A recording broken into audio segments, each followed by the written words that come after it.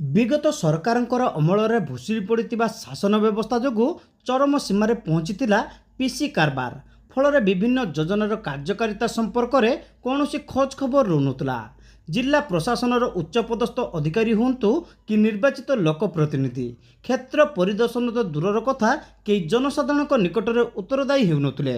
ମୋଟା ଅଙ୍କର ପିସି ନେଉଥିବାରୁ ଦାୟିତ୍ୱରେ ଥିବା ଅଧିକାରୀ ତଥା जिला मुख्य को योजनार सफल रूपायन बाबद निर्वाचित प्रतिनिधि प्रश्न करिबार साहस नथिला। राज्य रे सरकार बदलिबा क्षणी शासन व्यवस्था परिवर्तन होइतिबा परिलक्षित होइछि। एहीपरि एक परिवर्तित व्यवस्था सदर विधायक मानस कुमार दत्त पहुंचीथिले ओलंदा सारगाँ पंचायत निर्माणाधीन आदर्श विद्यालय प्रकल्पर तदारख पई।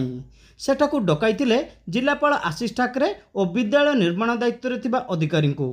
पूर्व सरकार प्रत्येक ब्लॉक रे गोटे लेखाएं आदर्श विद्यालय प्रतिष्ठा पर निष्पत्ति नितिबा बेले केतेक ब्लॉक रे यह सठिक भाव कार्यकारी होइतिबा बेले सदर ब्लॉक ओलंदा सारगाँ पंचायत अधीनस्थ हिंजला ठारे एही प्रकल्प विलंबित हेबार कारण कौन से संपर्क में विधायक श्री दत्त अधिकारी मानकु पचारिथिले।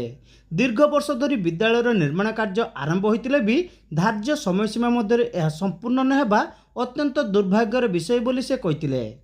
गरीब मेधावी छात्र छात्री भविष्य को नहीं कौन प्रकार बुझामणा कराजिबो नाही बोली से स्पष्ट भाव कहिथिले। युद्धकालीन भित्तिरे विद्यालय निर्माण कार्य शेष करने दायित्व थिबा अधिकारी को विधायक निर्देश देइथिले। सरकारी प्रकल्पर सफल कार्यकारिता को नहीं अधिकारी माने उत्तरदायी रहिबा उचित बोली से कहिथिले।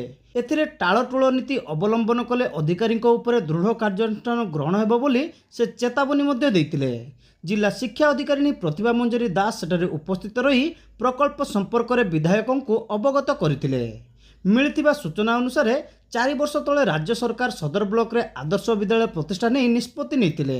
सेही क्रम में ओलंदा सारगाँर हिंजिला ठारे विद्यालयर स्थायी गृह निर्माण आरंभ होइतिला। एथिसहित 5 किलोमीटर दूर अड़ंगी पंचायतर तलअमरा विद्यालय रे अस्थायी कैंपस आरंभ होगा सह छात्र छात्री को भर्ती करा जायतिला। 4 वर्ष धरी छात्र छात्री माने आदर्श मान नथिबा विद्यालय रे एपर्यंत पाठ पढ़ुचंती।